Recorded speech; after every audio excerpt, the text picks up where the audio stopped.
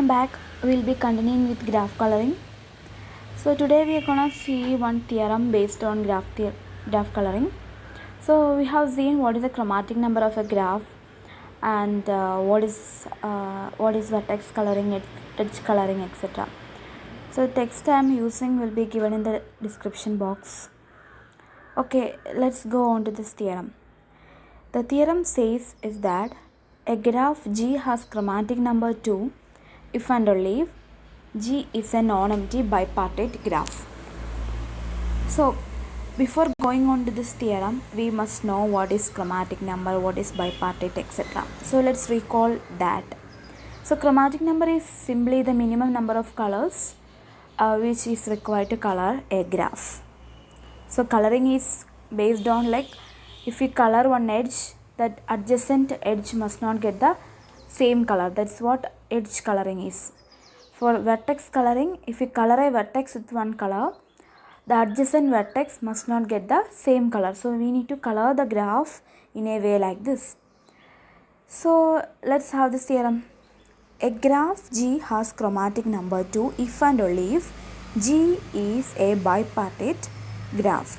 So this is actually a double part theorem. We need to prove, we need to assume the first part and prove the second part, as well as vice versa. Okay, so we are assuming the first part, that graph G has chromatic number 2.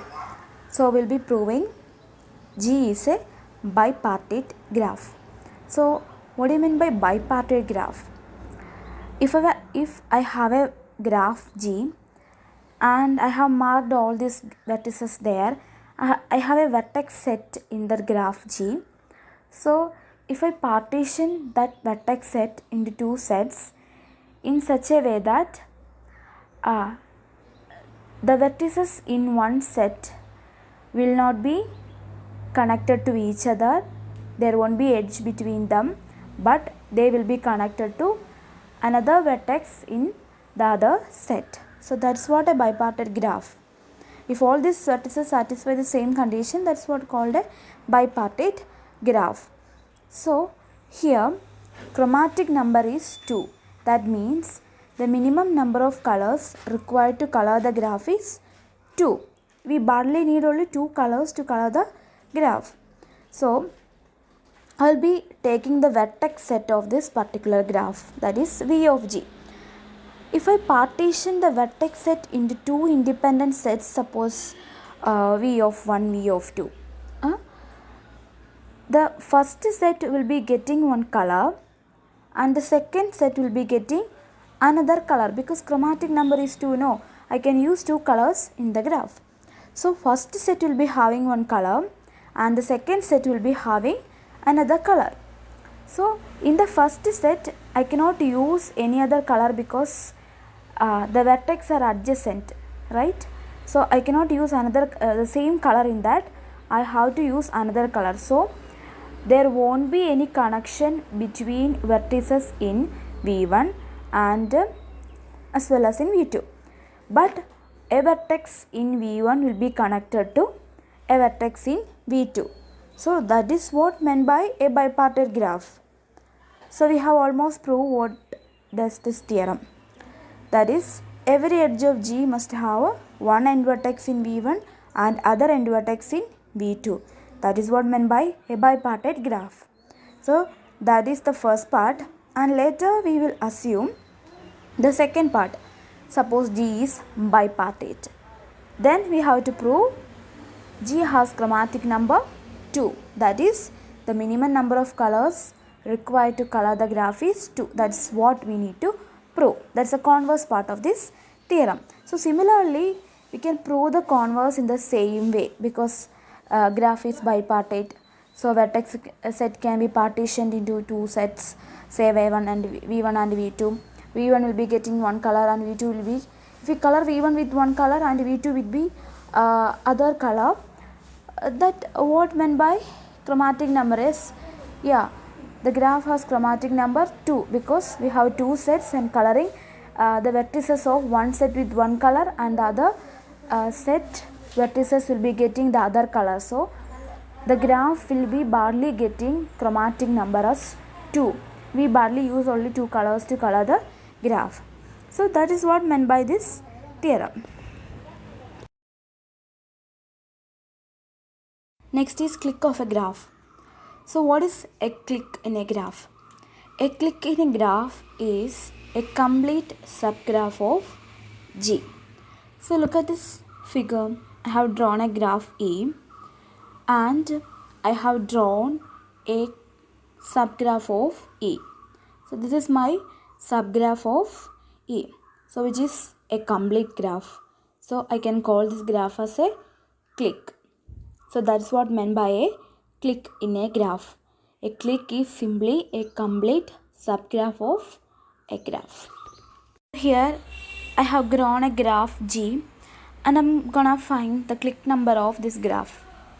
Okay, so for finding the clique number, I have drawn the various subgraphs of graph G, namely K1, K2 and K3. K1 with 1 vertex and K2 with 2 vertex, K3 with 3 vertex. So I have drawn various subgraphs of this graph G.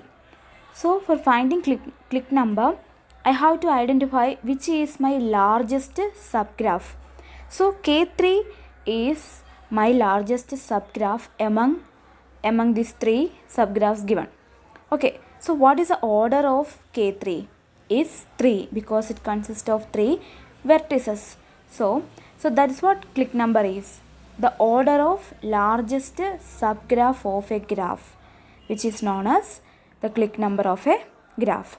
So for this graph G, we have identified the largest subgraph as K3. So clique number is 3. Next is shadow graph. So when do we say that a graph is a shadow graph? So look at this figure, it's a pentagon. Now I'm going to introduce certain new vertices into this graph and I'm gonna make a shadow graph. So there are certain rules while making edges or making vertices in this. This is my new graph. I have introduced the vertices u dash, v dash, y dash, x dash and w dash.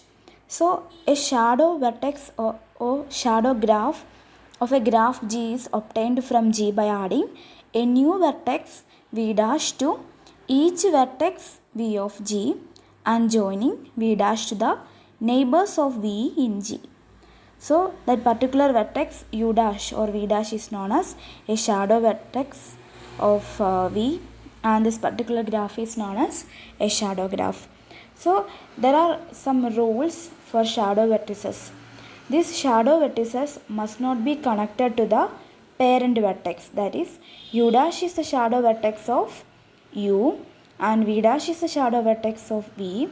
Similarly for the other vertices. So this u dash must not be connected to u, that is there must not be an edge from u dash to u, and also this shadow vertices must not be connected to each other, that is u dash and v dash or u dash and y dash must not be connected to each other. Similarly for all the vertices. So that's how we draw shadow vertices in a graph. So if we have shadow vertices in a graph, such a graph is known as shadow graph. So next is triangle free graph. When do we say that a graph is triangle free graph? So a graph is triangle free if G contains no triangles. Look at this graph. We cannot find any kind of triangles out there in this graph. So this is an example of a triangle free graph.